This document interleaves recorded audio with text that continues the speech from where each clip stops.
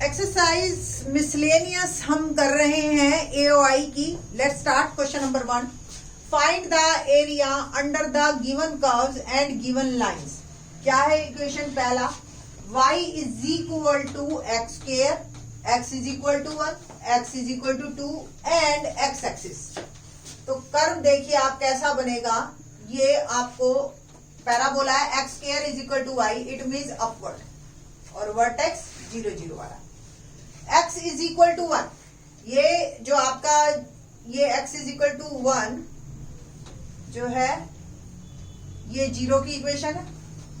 x is equal to 1 आप ये लगा लीजिए।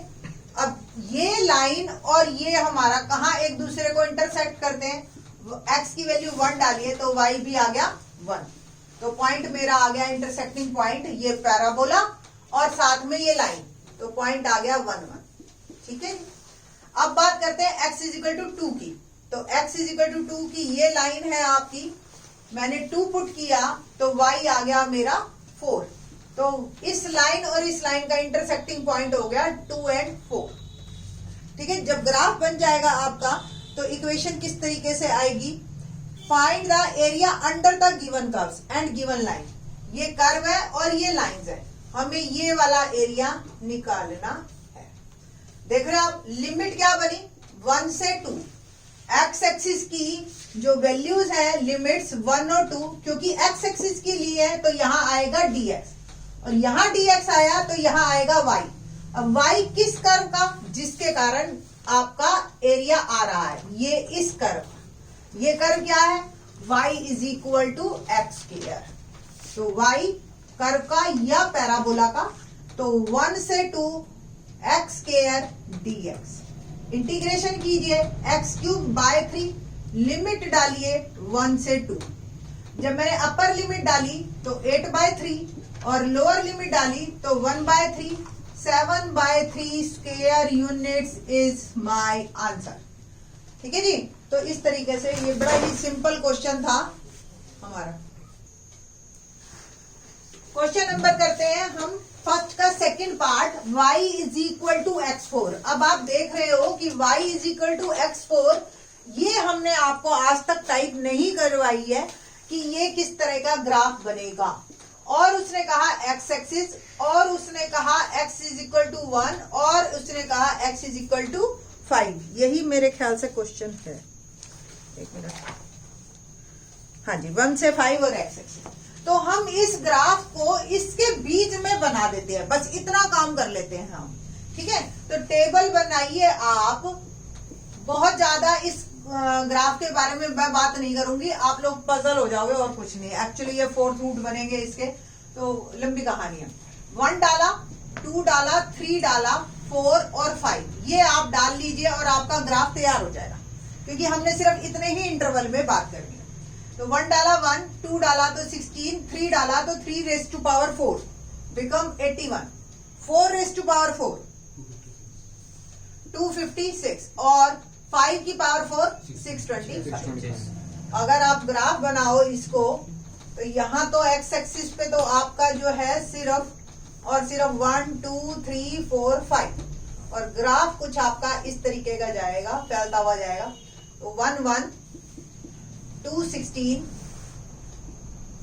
3 81 4 256। मैंने यहां जान करके बाइफर्केशन नहीं किया कि ये इस हिसाब से आप बांट लीजिएगा, और 5 625। तो x इज इक्वल टू 5 की ये लाइन आएगी आपकी, x इज इक्वल टू 1 की ये लाइन आएगी आपकी, समझ आ रही है। और आपका जो है ग्राफ 1 से 5 एक्स एक्सिस के बीच में इस टाइप का होगा। तो एग्जैक्टली उसी की तरह है, अगर आपको सपोज ऐसा आ जाए जो कर्व ना पता चले, आप लिमिट्स के बीच में ही ग्राफ बना लेना उसको। लिमिट्स अब आपकी देख रहे हो, एक्स एक्सिस की 1 से लेकर 5 चल रही है, और एक्स एक्सिस पे चल रही है, तो यहाँ वर्ड आएगा dx, और यहाँ x आया तो यहाँ आएगा y। y किसका, जिसके कारण ग्राफ आ रहा है, यानी कि कर्व का। और कर्व में y जो है मेरा जो है वो है, आप y की वैल्यू पुट कर देंगे हम x4 dx नॉर्मल। अब ये डेफिनेट इंटीग्रल का मेरा क्वेश्चन बन गया, just integrate it and put the values. Upper limit 5 raised to power 5 minus 1 raised to power 5. आपको भी पता है एक पावर कम हो जाएगी, अल्टीमेटली 5 की पावर 4 वो होता है 625 माइनस 1/5. ठीक है, जिससे भी मैं बच रही थी वो फिर से आ गया. 5 से मल्टीप्लाई करना ही पड़ेगा. 5 5 jar 25, 5 2 jar 10, 2 and 3 1 2 5 minus 1. It will become 3124/5 square units. यहां भी आंसर ठीक है. आप डेसिमल में देना चाहते हो डेसिमल में दे दीजिए. 5 6 जार 30, 5 2 जार 10 और 5 4 जार 20 और 40. 624.8 square unit is my answer. तो इस तरीके से ये आपका क्वेश्चन, ये आपको अगर कर्व ना पहचान में आए तो भी आप क्वेश्चन को कर सकते हो. मिसलेनियस में आपको इसी तरह के क्वेश्चन मिलेंगे. ठीक है जी. क्वेश्चन नंबर 2 पे बात करते हैं. Find the area between the curves y is equal to x and y is equal to x. अब आपको दिख रहा है ये एक लाइन है और ये जो है हमारा पैराबोला है ना. ये कैसा पैराबोला है? अपवर्ड. ठीक.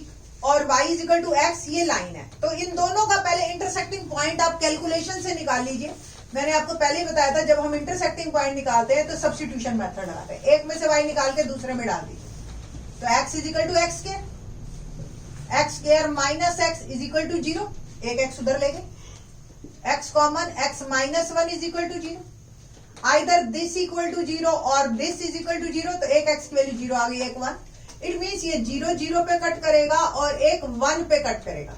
अब x की वैल्यू 1 किसी में भी डाल दीजिए और y निकाल लीजिए तो ये 1 1. तो मेरी लाइन कुछ इस तरीके की जाएगी. ये मेरा पैराबोला है, y is equal to x square और ये y is equal to x, और मेरे को इनके बीच का एरिया निकालना है. होप सो आपको समझ आ रहा होगा. तो बस अब आपको कैसे एरिया निकालोगे आप देखिए कैसे लिमिट्स बनाते हैं हम इसकी. देखो ध्यान से, सिर्फ इतने से एरिया को 0 से 1, पहले ऊपर क्या है? लाइन. तो 0 से 1, ये 1 जो है मैंने x का लिया dx, और y जो ऊपर वाली चीज है ये टर्म देख रहे हो आप इस तरीके की, ये 1. ठीक है जी. तो ये लाइन वाला y. अब ये एरिया नीचे तक दे देगा पूरा, यहां तक का, और हमें ये एरिया तो चाहिए नहीं. जब लाइन कोई एरिया निकालेगी तो लाइन जो है बेटा नीचे तक पूरा एरिया देगी. बट मुझे तो सिर्फ एरिया बीच का चाहिए. यानी कि अगर सपोज ये हमारा कर्व होता, सिर्फ कर्व होता इस तरीके का, और 0 से 1 मैं लिमिट लेती तो ये एरिया निकलता. ठीक है ना. तो ये एरिया को आपने सब्ट्रैक्ट करना है इसमें से जो मैंने रब किया. तो 0 से 1 y कर्व वाला dx सब्ट्रैक्ट करोगे आप. आई थिंक सो क्लियर है. लिमिट्स x एक्सिस पे ली है तो यहाँ dx आया, यहाँ x आएगा तो यहाँ y, जिसके कारण शेड पड़ रहा है, एरिया पड़ रहा है. तो 0 से 1 लाइन में y किसके बराबर है? y की value in terms of x डालेंगे आप, x dx. इसमें 0 से 1 कर्व वाला y क्या वैल्यू है? x square dx. इंटीग्रेट कीजिए x स्क्वायर बाय 2, लिमिट डालिए 0 से 1, और इसको इंटीग्रेट किया x क्यूब बाय 3, लिमिट डालिए 0 से 1. तो 1/2 माइनस 0/2 माइनस 1/3 माइनस 0/3. तो 1/2 माइनस 1/3 बिकम 1/6. 12th क्लास में आई थिंक सो बताने की जरूरत नहीं है, फिर भी देख लीजिए. तो 1/6 square units is my answer. Question number 3. Find the area of the region lying in the first quadrant and bounded by y is equal to 4x square. देख रहे हो आप, y is equal to 4x square. तो ये भी एक upward ही आपका graph बनेगा. x y o y h, ये मेरा बन गया parabola upward. x is equal to 0, तो ये आपकी लाइन हो गई x is equal to 0 यानी कि y axis. y is equal to 1, ये मैंने लाइन डाल दी y is equal to 1 and y is equal to 4, ये लाइन मेरी आ गई y इज इक्वल टू 4।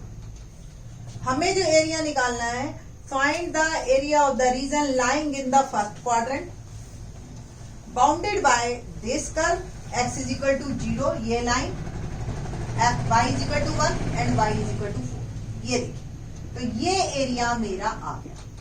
अब इस एरिया का x एक्सिस से आप निकालोगे तो लेंथी पड़ेगा, या उससे लिंक नहीं बन पा रहा हमारा।